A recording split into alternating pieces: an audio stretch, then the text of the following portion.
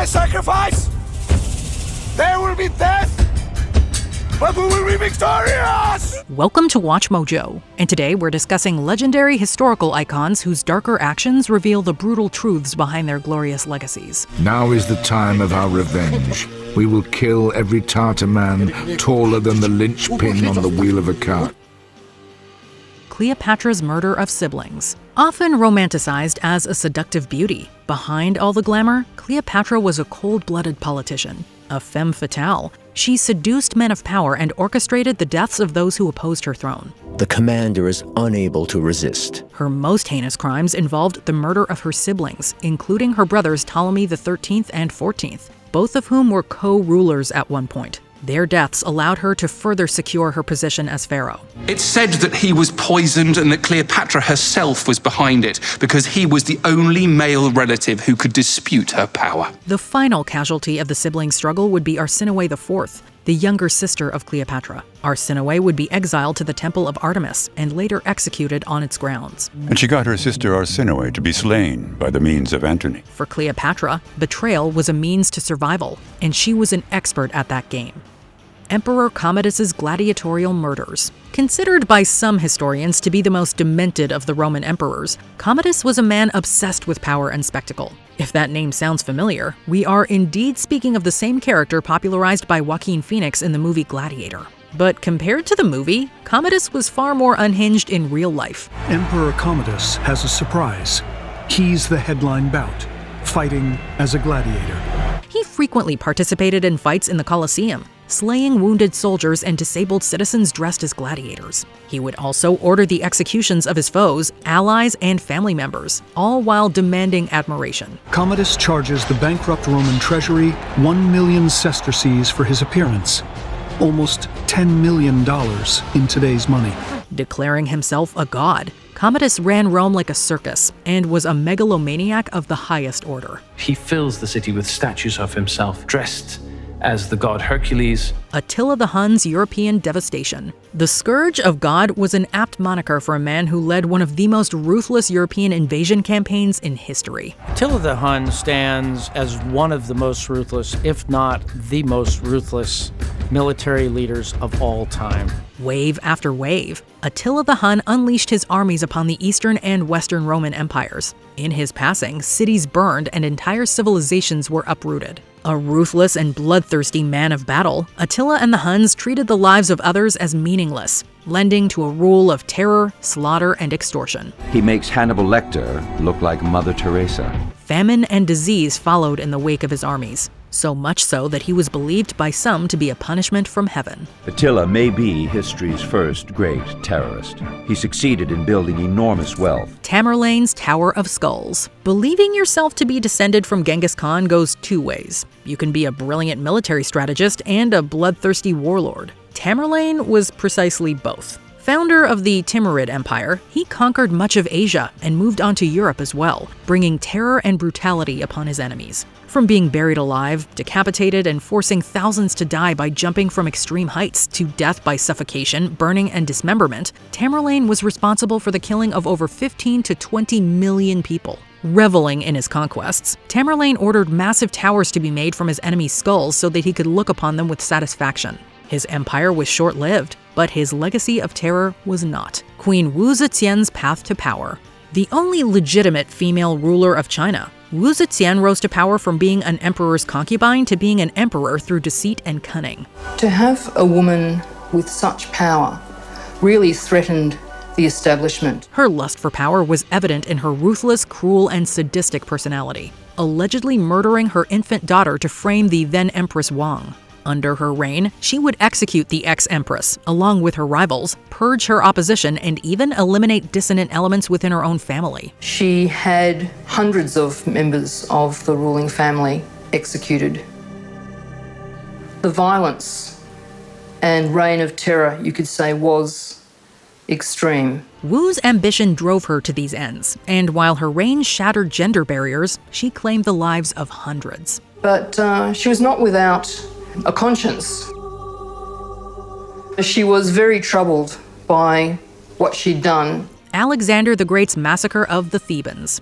Alexander the Great is remembered for, well, being great. He rose to the throne of Macedon after his father, Philip II, was assassinated. By the time Alexander reaches the age of 18, he has proven himself a worthy successor to his father's throne. His daring exploits and stratagems are studied to this day. But one of his earliest acts as king was the destruction of the rebellious Greek city of Thebes. Alexander's forces killed an estimated 6,000 citizens. The survivors, mainly women and children, were sold into slavery. It was an example of overwhelming dominance, which demonstrated to the other Greek city-states that Alexander was willing to use extreme measures to assert his authority. But outside these walls, a terrible massacre takes place.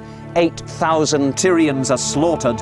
30,000 more sold into slavery. It was a ruthless message from a young ruler who would go on to conquer a vast territory. Challenge me, and your city vanishes. He could do what he liked. He could call himself God if he wanted. Herod the Great's massacre of the innocents. Much like others who have been adorned with the moniker of Great, Herod, the king of Judea, committed his fair share of atrocities. There is no doubt that Herod killed to protect his throne. He even executed his own sons. Best known for wanting to kill Jesus, Herod became infamous for ordering the massacre of the innocents. Overwhelmed by his paranoia of a prophesied chosen one who would take his throne, Herod ordered every boy of age 2 or younger in Bethlehem to be eliminated. And in Bethlehem and its surrounding district, he had killed all the male children who were 2 years and under. The line between insanity and genius is relatively thin. In Herod's case, his paranoia and lust for power led him to become a mad tyrant whose greatness was built upon the blood of innocents. He began killing on an unprecedented scale, settling scores and murdering political rivals. Nebuchadnezzar II. The kingdom of Babylon was renowned for its stunning architecture, including the Hanging Gardens, one of the 7 wonders of the ancient world. It was also known for being ruled by the maddest of all mad kings in history, King Nebuchadnezzar II. Fear was his greatest tool, and during his biblically documented 7-year descent into insanity, Nebuchadnezzar laid siege to Jerusalem, destroyed the Temple of Solomon, and exiled thousands of Jews during the Babylonian captivity. Nebuchadnezzar conquered this ring of stone and razed the holy city to the ground. He razed cities and built upon their ruins to expand his empire, using the very people he conquered and enslaved with forced labor. Nebuchadnezzar engaged in military terror, effective and unforgiving. Though credited as a great builder, Nebuchadnezzar was a tyrant. Under his reign, civilization flourished, but often atop ruins. I have done what no king has done before me, are Nebuchadnezzar's immortal words of glory.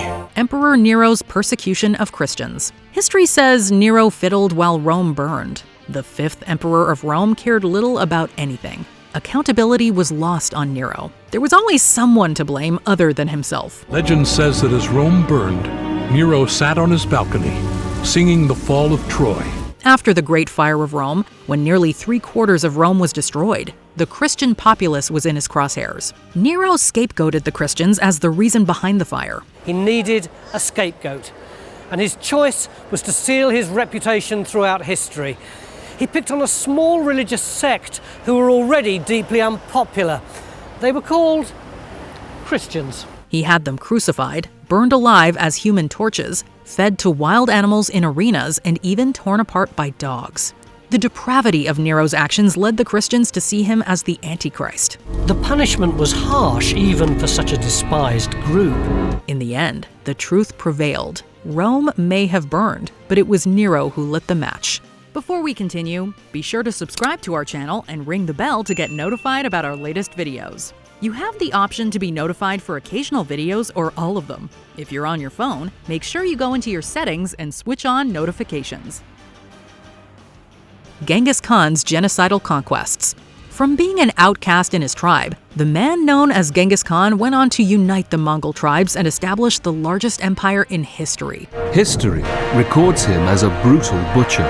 Conquering most of China and almost all land through the Caspian Sea, Genghis and his armies killed countless civilians and brought ruin to various cities. Brutality was the way of Khan's soldiers. Women were often brutally assaulted in the presence of their families, and thousands were enslaved. Only children and potential concubines were spared, taken as slaves. By the time of his death, Genghis's genocidal conquests resulted in the deaths of over 40 million people. Using terror as his weapon, the Khan had two conditions for those who opposed him: surrender and survive, or resist and perish. Execute those whom custom has condemned to death. Legends are eternal, but history reveals the darkness behind their glory. Which of these legendary figures surprised you with their dark side? Are there any others whose legendary deeds hide the monster within? Let us know in the comments. The city is an inferno.